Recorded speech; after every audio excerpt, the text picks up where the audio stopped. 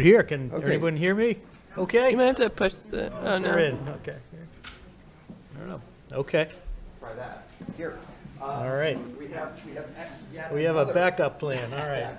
Okay, great. Try this. Okay, thank you. Great. I did. Yeah. Hello? Okay, good, we're here.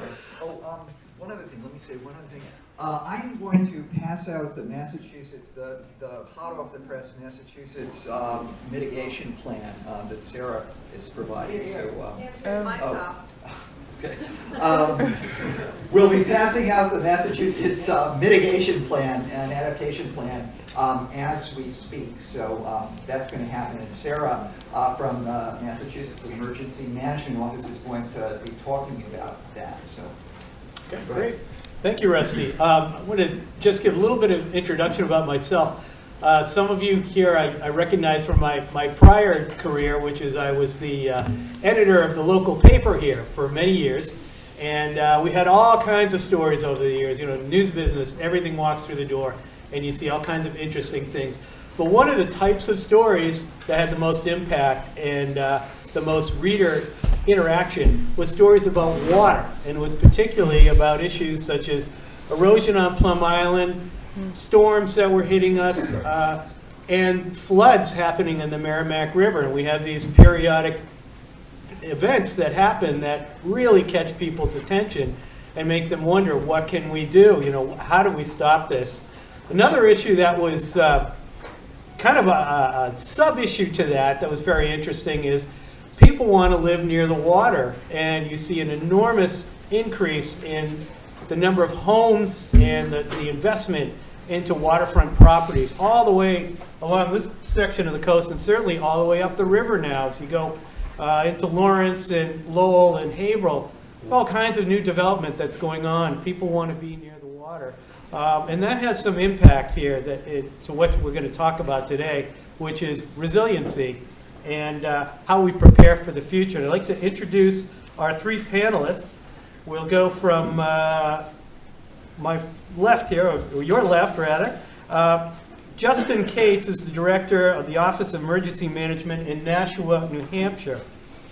And next we have Sarah White, and she's a State Hazard Mitigation Officer for the MEMA agency, Mass Emergency Management Agency. And next to me is Gabby Queenan, who is the Policy Director of the Mass Rivers Alliance. So thank you all for coming and taking part in this.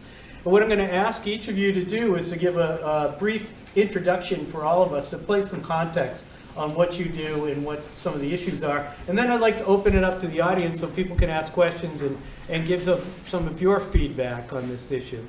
So why don't we start with Justin. Thank you.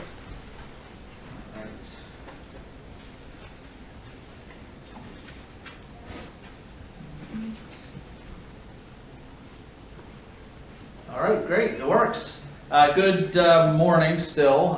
Justin Cates from the City of Nashua Office of Emergency Management. I really appreciate the opportunity to speak today a little bit about the Resilient Nashua Initiative. This has been something that has been going on over the past year in the city, and we're now coming to the point now where we're happy to start releasing some of all of the important work that our stakeholders have been doing across the city. So I'm going to provide just a quick overview of what we've done, so that way it'll help to expand the dialogue as we have our panel.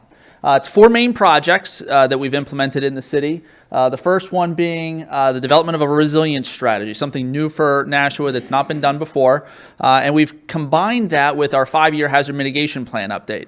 Many of you have probably done that in your communities or participated in your jurisdictions with the development of a hazard mitigation plan. We're looking to expand that beyond just those short-term hazards and now looking much longer term as how we can enhance our community's ability to withstand those shocks and stressors across the entire length of our city's operations.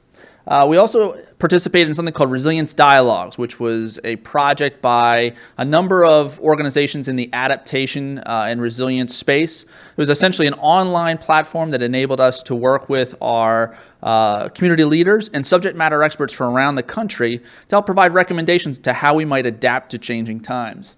And then the last piece is a resilience integration workshop that we're partnering with the National League of Cities on.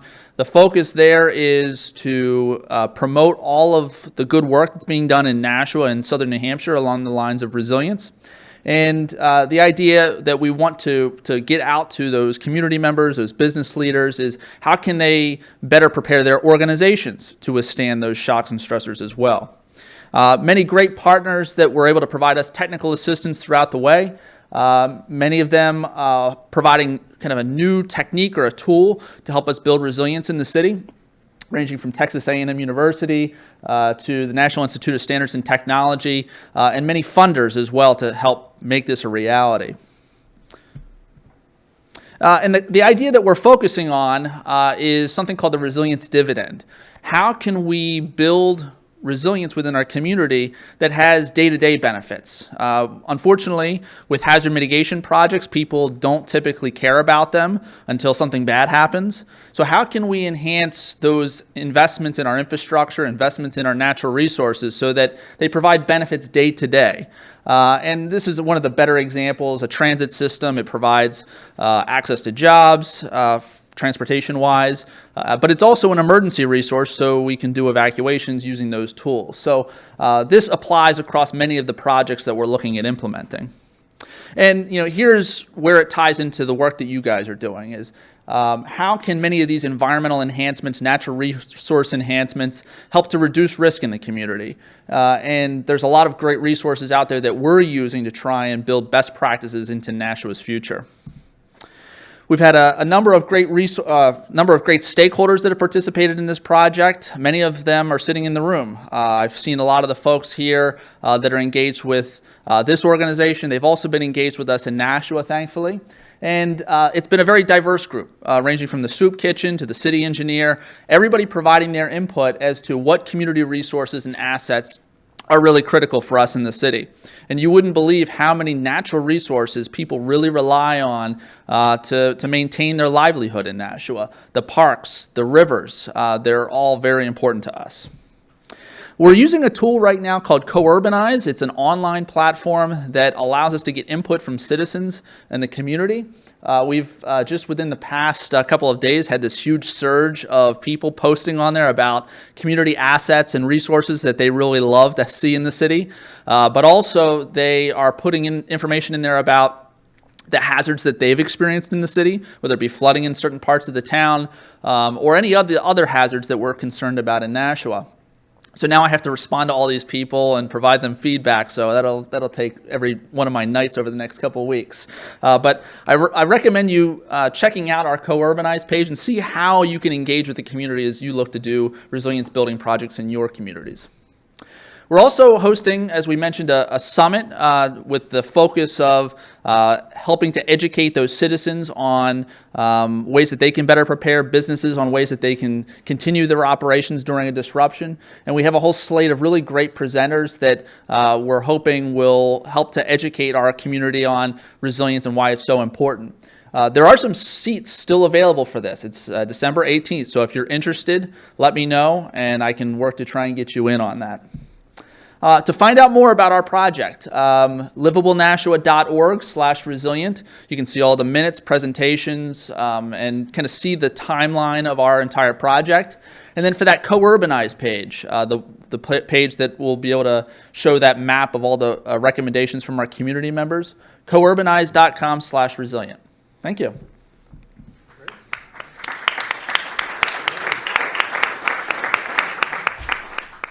Sarah, do you want to get up and say a few words? Yeah, sure. Okay.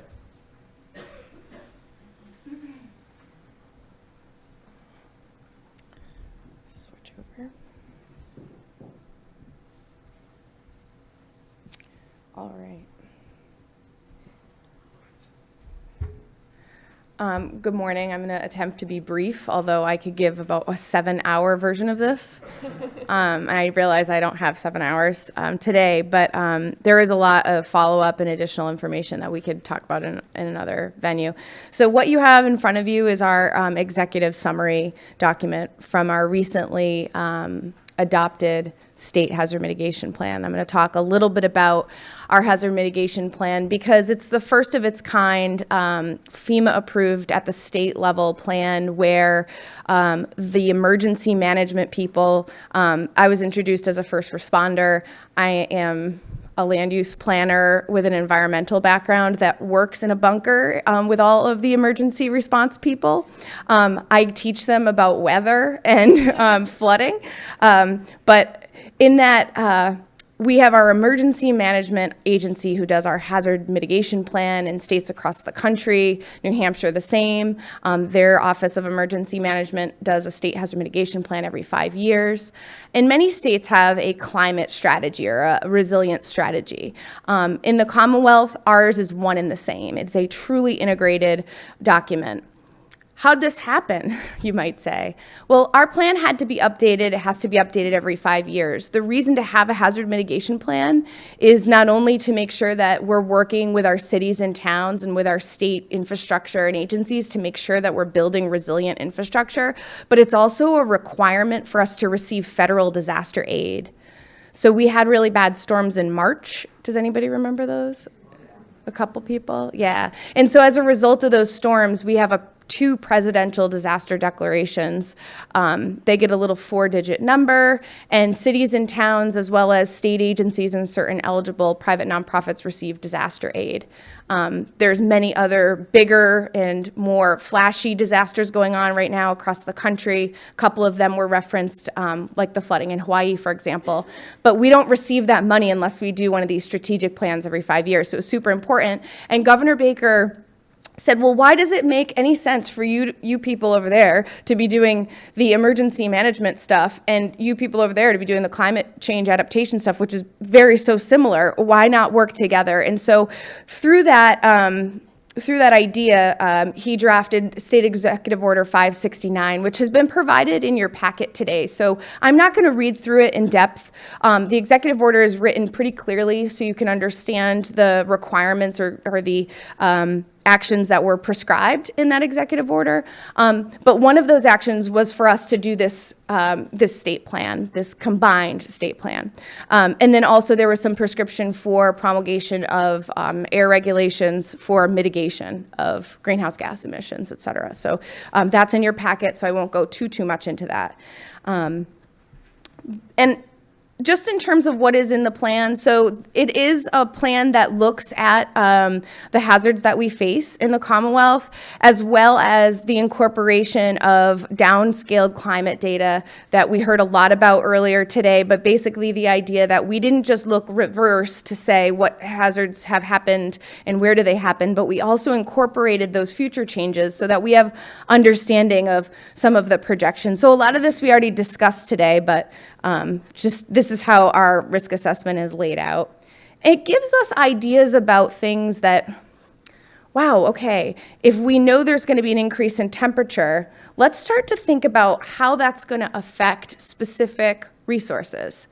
What are our capacities and thresholds that we have? And not just physical assets. That's one aspect or one element of what we focused on were our Commonwealth-owned infrastructure and programs, but also our missions that we serve. You know, I would say, almost half of state government's budget is in health and human services and things that aren't about buildings or roads or culverts. And although those things are super important and we are responsible for a lot of those things too, we had to come up with a process where we could look across our entire responsibility as a state government.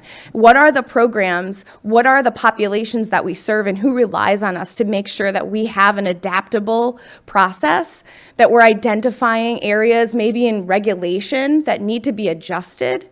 We certainly talked quite a bit with our Executive Office of Education about what does it mean for you when temperatures inside of a school building are 100 degrees?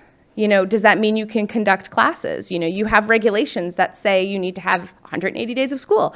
How does that work when we have 2-3 calendar months in 50 years, maybe sooner, of 90+ degree days?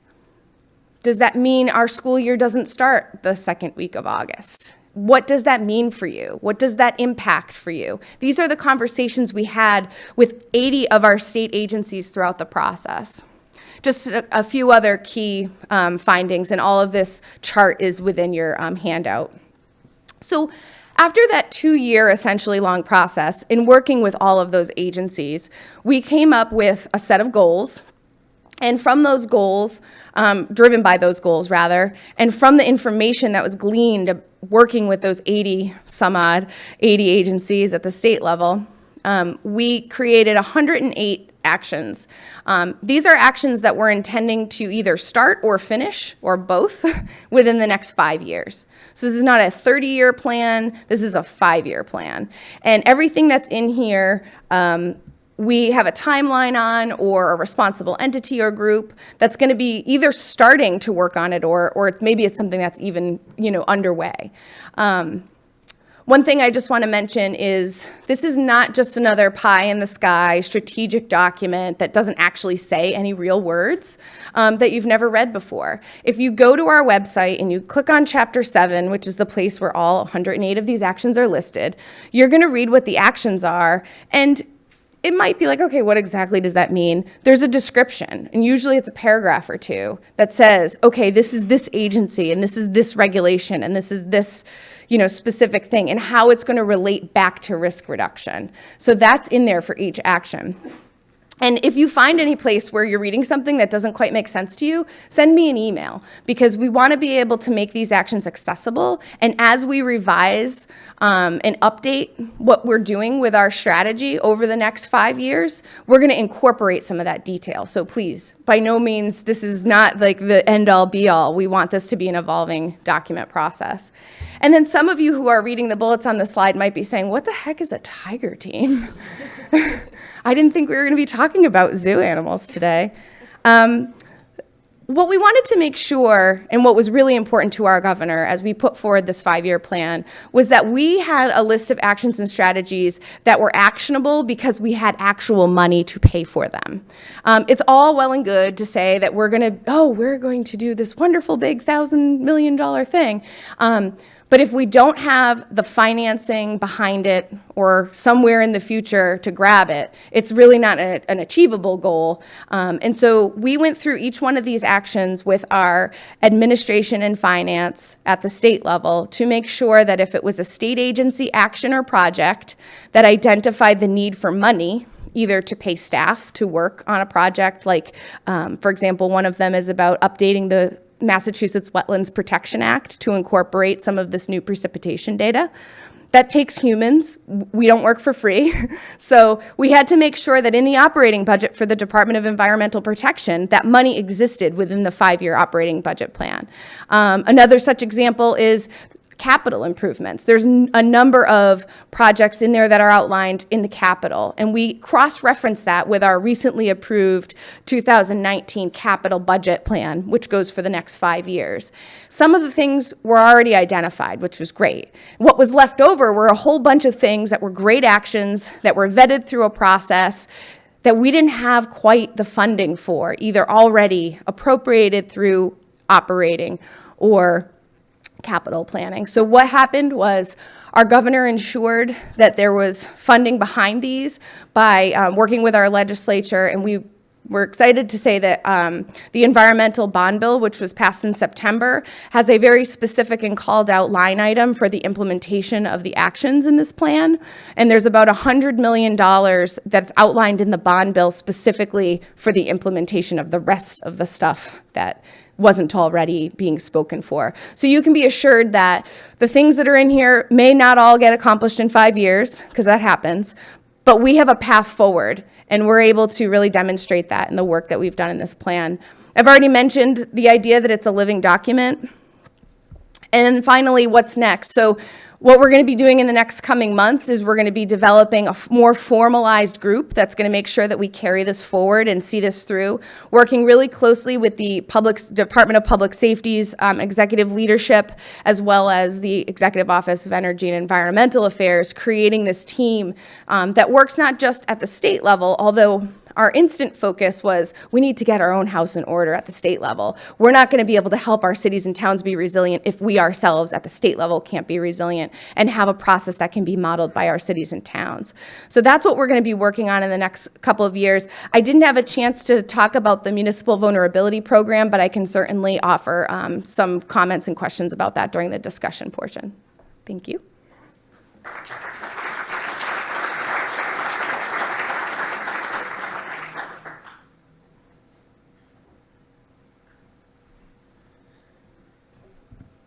Right.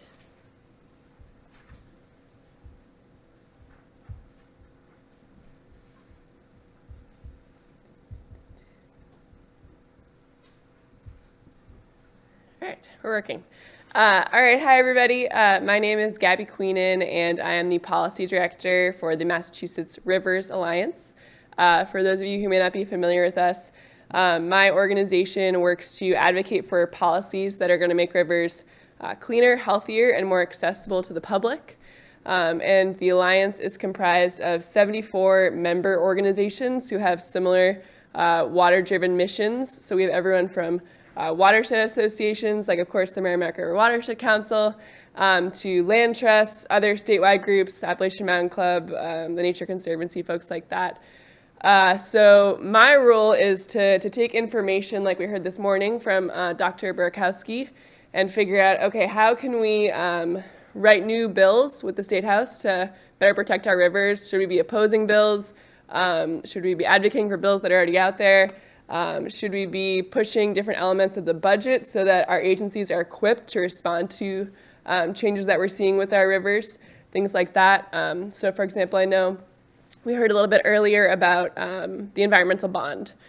So one of the roles that we played was working with the legislature to increase funding where we felt like we needed a little bit more of a bump. So for example, the Division of Ecological Restoration, we had $30 million put in there by the governor. And that's the agency that's tasked with doing things like river restorations, dam removals, water quality monitoring, key things that are going to make sure that we are adapting to what we're seeing with climate change. So we worked with the legislature and got them a bump up to $55 million, which is something that we felt like was more adequate, give them a little more wiggle room to do some great projects. So that's kind of my role. I want to preface this with I am not a scientist. I've included some nice graphics in here that I think will ground truth what I'm saying, but just bear that in mind. All right, so looking at factors impacted by climate change. So this photo is from the Concord River, and actually Allison Filjuma is in there, one of our friends from Oars. So this was the Concord River in June of 2016 during that terrible drought we heard about earlier. So for my organization, when we look at issues that are going to impact rivers, and that's really the focus of what my presentation is about, we take a look first at what's going to happen with water quality and what's going to happen with water quantity.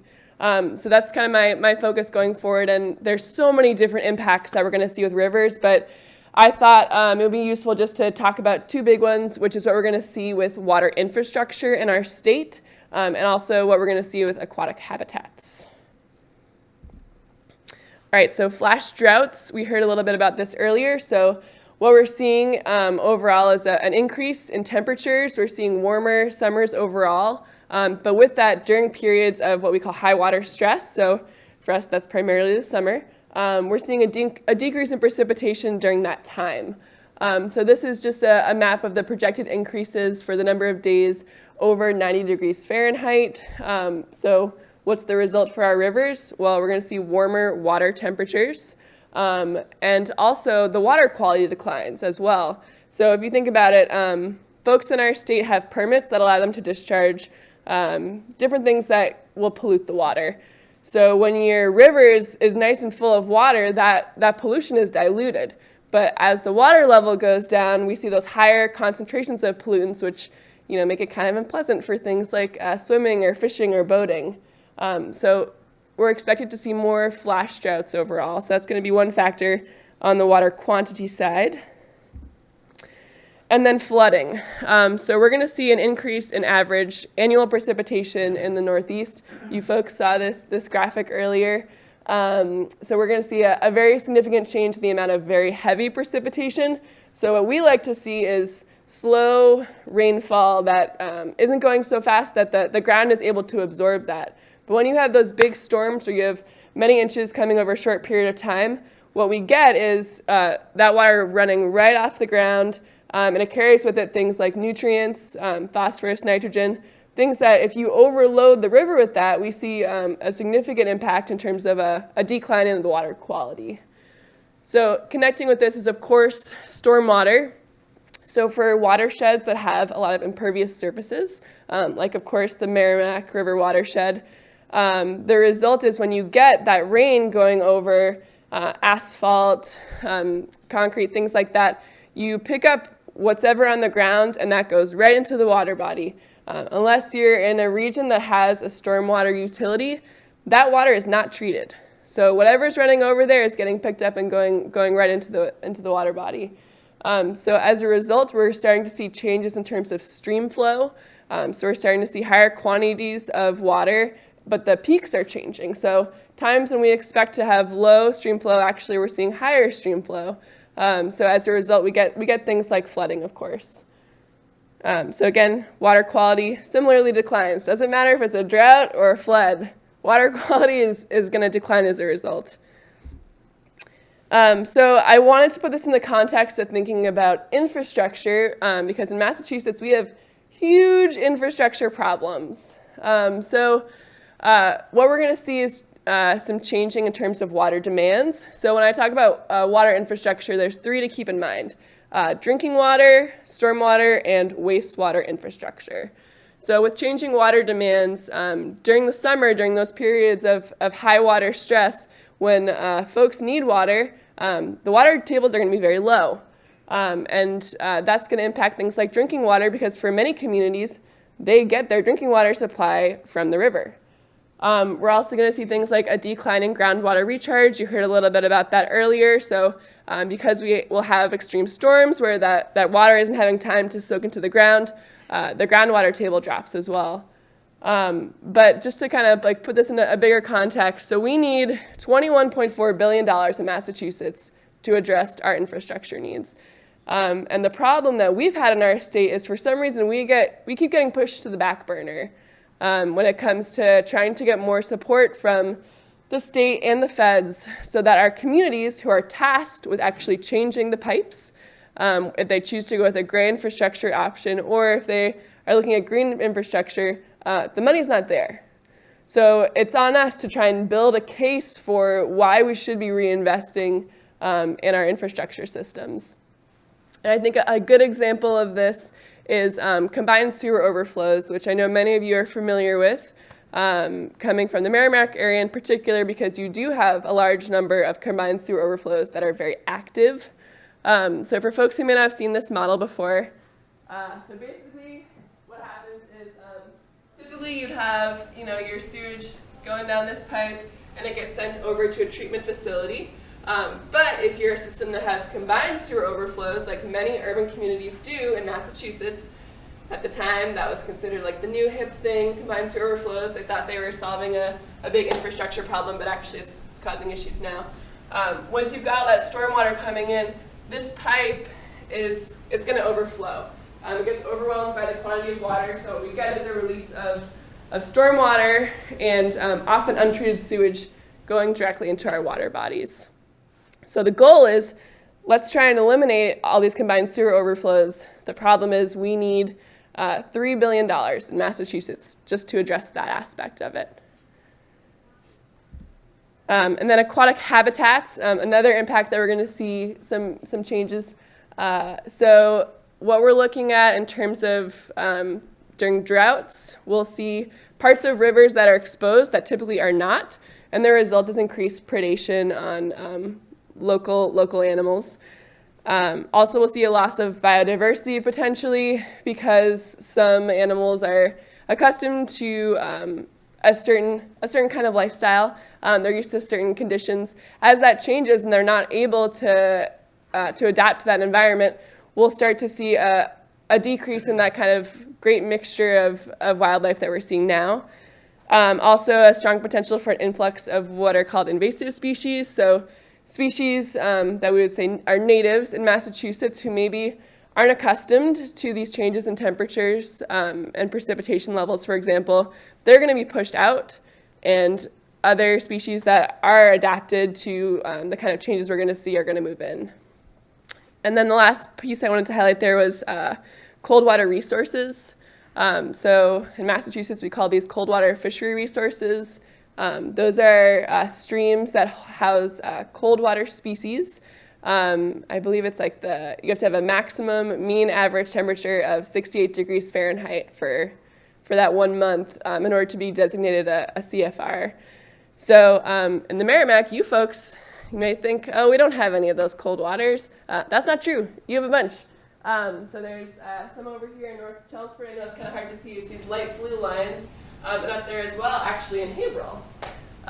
But the problem is it's hard to stay a cold water stream when the temperature is rising and the water that's in your stream is starting to warm. So in the interest of not keeping this all doom and gloom, adaptations and management. So the crux of both these issues in terms of drought and flooding is how are we retaining our water? And I think a big piece of that is addressing the stormwater problem in Massachusetts, because when water is plentiful, we need to be better at storing it. And when water is scarce, we need to be better at conserving it. So a big piece of that is trying to address infiltration and inflow, and also promoting better water conservation measures. We have not had that mentality of in Massachusetts of being a state that is water scarce, because typically we are viewed as water plentiful. But we need to get that message out there to the public that there are going to be times when it is important to conserve water. And then that last piece about investments in water infrastructure. So again, those three pieces that I spoke about earlier, we as a state need to prioritize water infrastructure. And part of that is going to be through great new green infrastructure mechanisms that are going to allow us to retain water at crucial periods of time. So I have a photo there of the bioretention basins that are at the Newburyport wastewater treatment facility. So we have to figure out how can we better make that case to the state. So that's what my organization is working on, is coming up with pieces of legislation that are going to allow us to try and address these different aspects, and then also working on advocating for budgets that are going to prioritize the health of rivers as well. So that's it for me. Thank you.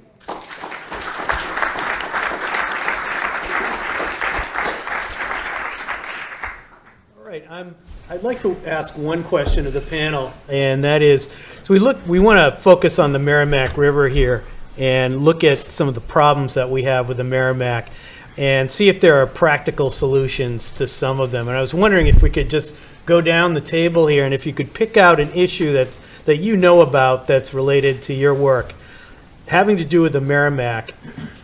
What is the practical solution, and where are we at, and what do we need to do to solve that issue? You want to start with that one? So along the Merrimack River, we've had the opportunity to engage with a number of users of the river, industries that are along the river. What we found was one of the most significant issues that we were dealing with Merrimack was access in Nashua. We have a great project that's underway in Nashua to install an updated boat ramp in the north part of the city. And talking about those co-benefits, the resilience dividend, one of the biggest things that came out of the development of this new boat ramp was emergency services access to the river.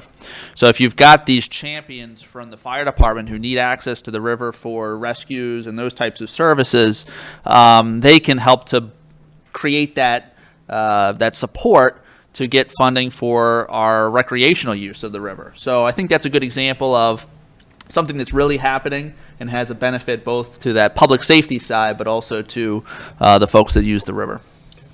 Sarah? I'm not sure if these mics are working, but I'll use my best Italian voice that I have that doesn't know an inside. So one of the things that we want to encourage communities, not just in the Merrimack Valley in Massachusetts, but across the state, is to work with your local officials or work within the Municipal Vulnerability Program. And that's one of the things I very briefly mentioned. But for those of you who aren't familiar with Municipal Vulnerability Program, it started about 2 years ago. And this is a program that provides funding for cities and towns in Massachusetts to conduct a municipal vulnerability process. It is a guided process where the community works with a vendor to help them, because obviously not every city or town has a staff person that's available to help with resiliency planning on a day-to-day basis, to sit with important stakeholders in the community, citizens, businesses, and other utilities and such, to come up with a list of not just the problems in a community, but also the opportunities. A lot of what you showed, Justin, on that map, where people were talking about assets that the community has. I think a lot of times when we get together to talk about planning in town, it's really, we highlight on the bad things that need to be fixed, and that's important. But it's also important for us to put that into perspective about what are the benefits and what are the resources, and try to find ways that those two things not only can exist together, but where we can find areas where we have to balance our problems with our assets. And a perfect example of that is our beach right here. It's both a problem and an asset for us. We love our beach. You live here because of the beach and the access to it, but it also causes damage to personal and private property. Sometimes not the beach itself, but the storms that the beach receives at that area. So, just moving away from the beach so that we're not exposed to it isn't really an option, because it's one of the biggest community assets we have. So that really drives a different conversation. So that Municipal Vulnerability Program is one where we're providing resources to all of our cities and towns through process, so that they can identify the things that are important. And one of the things from the emergency management side that I just want to make sure that I say is that cities and towns have to do this already to meet FEMA requirements to get a hazard mitigation plan. You don't necessarily know that you're doing it already, but you are. And so we really encourage our communities to just do it once and do it all together like we did at the state level, because then you're killing two regulatory birds with one stone. It makes you eligible for the FEMA grants, which you need, and then also gives you this community-based process that we can fund and allows you access to action grants. A lot of those action grants are going to be funded through the bond bill that I talked about. So it's really important for your communities to start to look into that process. Many communities in the Merrimack Valley have already either done a municipal vulnerability process or are going to be doing it this year, so that's great. But it's certainly something that we're looking for all communities to take part in over the next several years. Okay, thank you. I got to put you on the spot on that just for a sec, if maybe you have an answer to this. If you don't understand, do you have a sense of how we stand within the Merrimack Valley? Are we ahead of the curve, behind the curve? There's a map in this little. Okay. Is there not a map in here? There's a map right in All here. right, great. So if you can see, it's you'd have to zoom your eyeballs really close down. It looks like all of the coastal communities have participated to date, but maybe some of our inland communities haven't. So it's kind of hard to tell on this map, but if you go to our website, this is something you can sort of zoom in and out of if you're not sure. So, okay. But yeah, it's Great. right here. All right, thank you. Gavin? Page 11. So for me, I think, again, the biggest piece of this is stormwater. And folks may know we have a new stormwater permit that's gone into place. Thank you, EPA, for making that happen, and everybody else who participated in that process.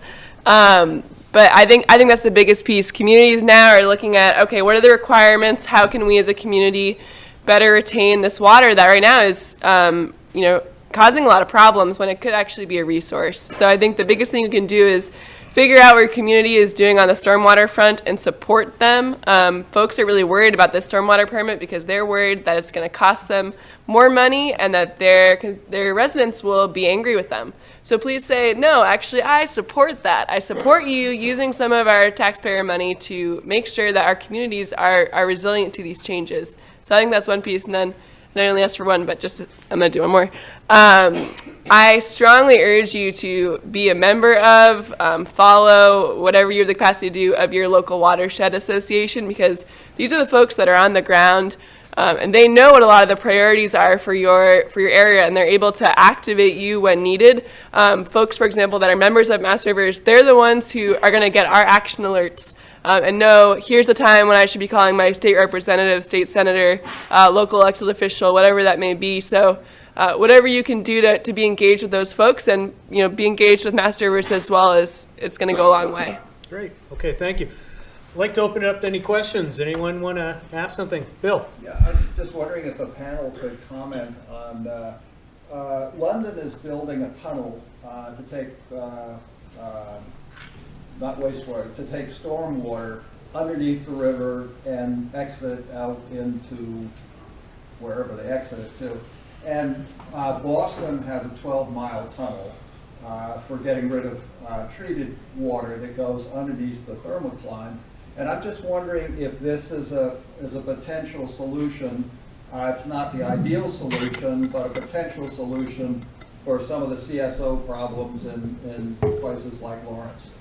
Is that me? Yeah, that's me. All right. Although, if anyone else wants to chime in. No. All right, great.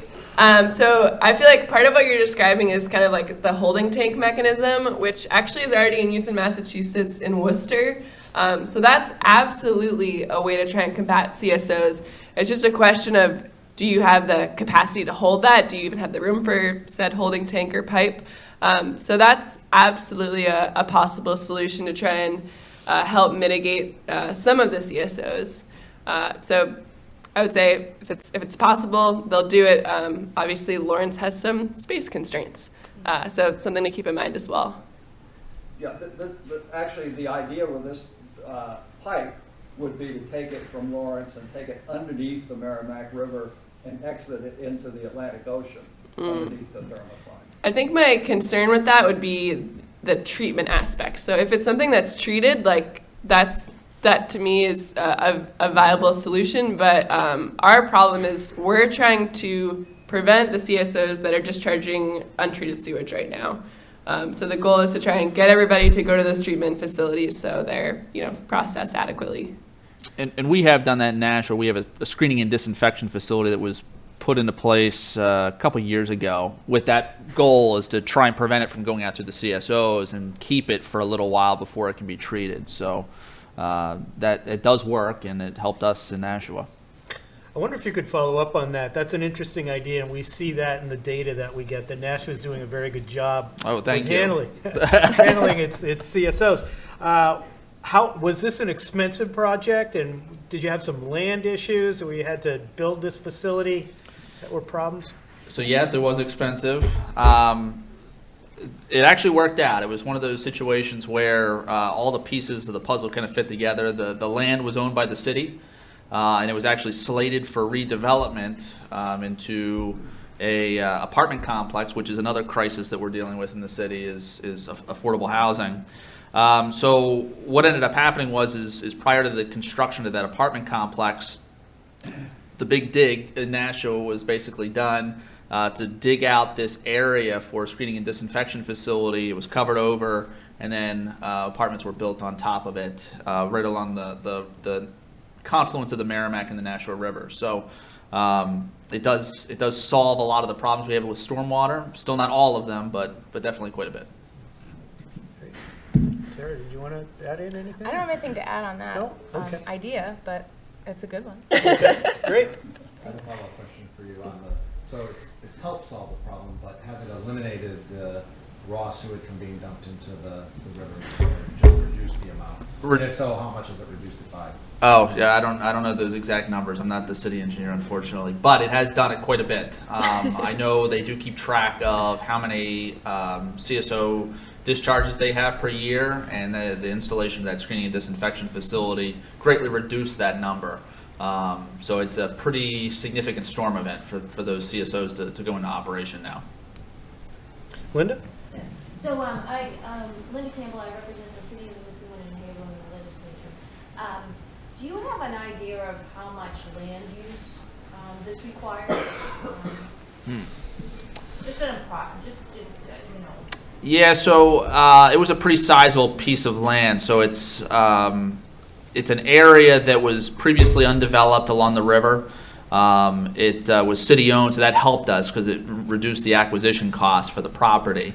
I would say it was, well, Not to hold you to this. yeah, don't hold it Just to. like that general sense. Yeah, it was probably 30, 40 acres at least, just for the construction part of the project. The parcel's a little larger. They also had another constraint that they had to deal with on this property because it also has a levee system. So there were specific requirements during the construction of this that it didn't disrupt or change the construction of the levee, which provides flood protection to that area. So there were a lot of things that they had to work around in order to make it happen. Thank you. Okay, sure. Sir, in the back, in the red.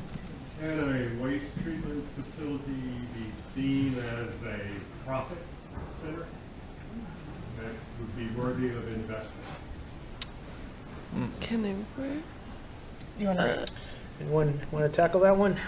Any thoughts? I mean, I think in terms of how do you position wastewater treatment facilities as assets, I think that is something that we try and do with our messaging to talk about, the water quality in an area vastly improves when you do have a wastewater treatment facility. And as a result, the recreation economy is able to expand, things like that. So we're always trying to put dollar values to the extent that we can on those benefits. But you're right, it's about how do you tell that story so that communities see that as something that's worthy of investment.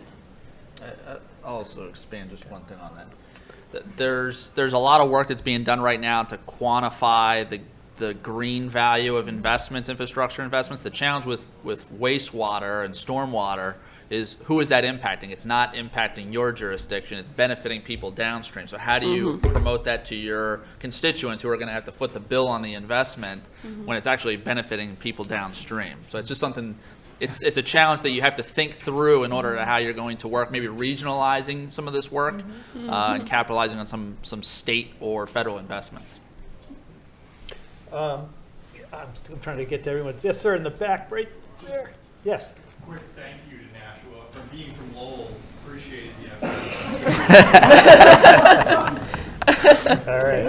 There you go. And the fellow next to you. Makes Yes, it sir. worth it. Hi, Ralph Bassett from Haverhill. My question, I think it's for the larger panel, but perhaps Gabby, is when I'm having conversations with people about the challenges that the watershed has and the river has and the solution, we're talking about two states and an ever-shifting mosaic of local ordinances and economic dynamics. I try to frame to people what it might take to solve this problem. And I don't have any modeling to do this with, but it seems to me, and I'd like some feedback, that if we were to look at the combined sewer outfalls, and we were to look at the runoff components of the problem that the Merrimack has, which I personally feel data suggests are the two biggest threats overall to it. I've told people that I think it will take 10 years of planning, it will take 2 generations, that it will take $12 billion, and they tell me I'm crazy, and I may be, because I just don't know. But it seems to me that it's a problem in which if we're ever going to solve it, yes, it's good to do it piecework because you have to get started, but comprehensively, it seems to me that it's a project that's every bit as big as the Hoover Dam or the Big Dig, just to give some type of heuristic to it, some type of anchor. Could you speak to what it would take to realistically? I mean, Nashua, you've been on the ground kind of doing it, and again, I also thank you as well. So I can start and then I'll pass this down. So you're absolutely right. This is a long-term problem. Over the last 2 decades, Massachusetts communities have spent just over $1 billion trying to address combined sewer overflows. The last estimate we had from EPA in 2008 was that it would cost us about $4.2 billion to try and eliminate all of those. But over time, those numbers continue to grow. And you're right, stormwater and combined sewer overflows are inextricably linked. So I think the first part is the stormwater. Because I do think there are some implementations there that are going to be a little bit less costly than the actual infrastructure changes that are going to be needed to eliminate CSOs. No, there we go. So my suggestion is to start with the stormwater, knowing that down the line there is going to have to be substantial money spent on the actual elimination of CSOs. And that's why our organization, in partnership with many of our members, is working on a notification bill right now. The goal being that we really want to build that public momentum so that folks know that, one, combined sewer overflows are still happening and they should be taking precautions to protect their health. But two, this is a way for us to kind of raise the profile of this issue so that our state administration and the federal administration recognizes that we need support on this. It's not just going to be on individual communities to make these changes. The dollar signs are way too big. So you're right, it's a long-term problem. What I would add just to, I totally understand being in the position of working across a network of complicated agencies and organizations and different levels of government and having a gigantic list of things to do and being given some funding and support to do it, but you're certainly not going to be able to get to everything. And one of the things that I think is important to try to focus on is you can only do one thing at a time in terms of you personally, and focusing on the things that you can achieve and reasonably achieve and that meet multiple objectives or multiple goals are the things that I think are things you should put your energy and effort into first. And I just want to give you an example of what I mean by that. And it's a simple example, but I think an important one. Very similar to what Justin was talking about in terms of the access ramps, and the fire trucks need to get there and people want to use it for access, and the general population might be more willing to support the idea of the fire truck getting access for an emergency rather than the Friends of the Canoe Launch group wanting access to it. Is that something that sort of makes sense? So being able to reach across and reach and network with other organizations that may not share your same vision of canoeing or kayaking or bird watching or whatever it might be, but they have a vested interest in the waterway. And so in a lot of ways, we're finding benefits where we're doing a gigantic $8.2 million project in the city of Fall River right now, where we're doing exactly this. We're upgrading the stormwater system on Middle Street. I don't know if any of you know where Fall River is or care about it, but very urban community, coastal, has a lot of stormwater issues because it's almost entirely paved and developed. And they're eliminating a few combined sewers through this project. They're creating some retention and detention through this project. And ultimately, and the reason why our agency is even funding it, is because they're reducing flooding in the emergency room at St. Anne's Hospital. And so it wasn't sort of my vision to improve the water quality at the outputs into the bay, although I think that's great. We got involved because the emergency room was shutting down 2-3 times a year. The emergency room, closing, flooding with inches of water, that's a problem. So working all together, we were able to combine funding through the state revolving loan fund, several $1 million, and then they got a $7 million FEMA grant because of the reduction of flooding to the emergency room. And so if we weren't working, and if the city of Fall River wasn't working across departments in an effective way, you wouldn't have had that benefit. So that's really what I would say is trying to find those things that find that nexus and pick the one project and go from there. Justin, you want to? Yeah, it really is. It's all about the co-benefits. We have seen for such a long time, and it still is happening around the rest of the country, hazard mitigation plans, the process behind them is so disconnected from capital improvement plans and from all the other work that is actually going to make these things happen. Unfortunately, hazard mitigation funding is difficult to obtain. It's not very plentiful. So you need to find other ways to solve some of these bigger problems. In order to do that, you have to integrate it into those other processes. So that's what Massachusetts at the state level is doing. The Municipal Vulnerability Program is doing it at the local level. For New Hampshire, unfortunately, this is something that's very prevalent out on the Seacoast, Upper Valley, but around the rest of the state is an area for opportunity to integrate resilience and adaptation planning into the mitigation planning process. All right, thank you. We're running really far behind on schedule, so I think I only have time for one more quick question, quick answers. Sir, I'm sorry, I'm going to try to pick people who haven't asked yet. Sir, yes, over there. Follow up on Justin's comment about reducing CSO events in Nashua with a big storage facility. I think it was something less than 30 acres. Yeah, I don't know. I'm just making it up. But Nashua was lucky to have that land.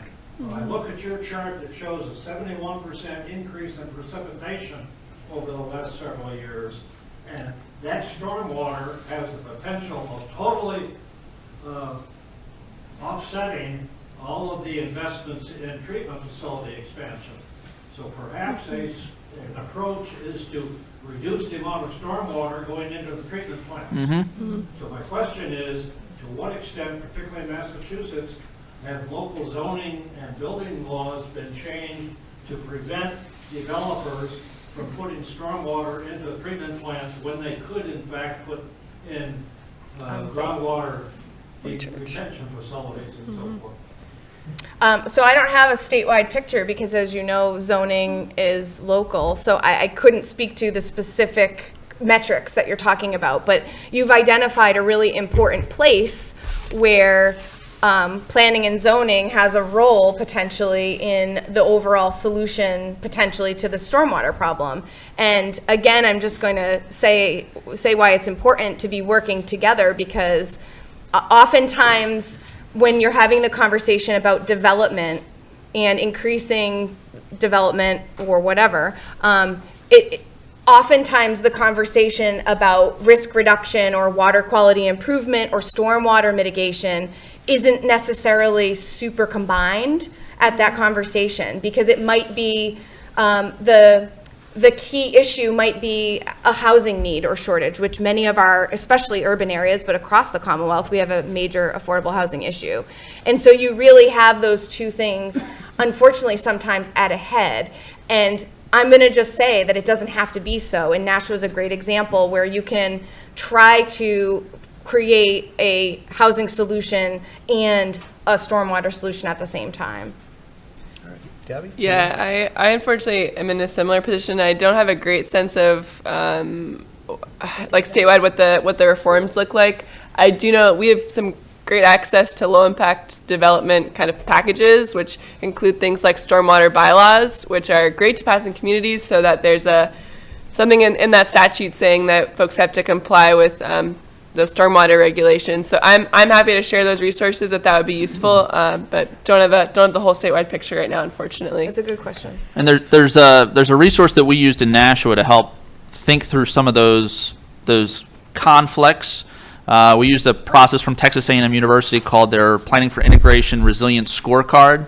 And what it did is it required me to review all of our community plans, ranging from economic development to the master plan to downtown riverfront plan. And what you'll find is if you geospatially map those policy instruments in each one of them, you'll find that some of them increase vulnerability and some of them reduce vulnerability. And a lot of times you want to try and promote economic development in these areas which are extremely vulnerable. And you might try and in one plan promote something like enhanced retention of stormwater, but then you also want to try and promote more and more development in areas. So the only way that we were able to do that is find those conflicts and work together to come up with strategies that would help both sides. So that's a resource that's free and available for a community to use. Great. All right. Well, thank you for all the great questions, and I apologize we couldn't get to everyone.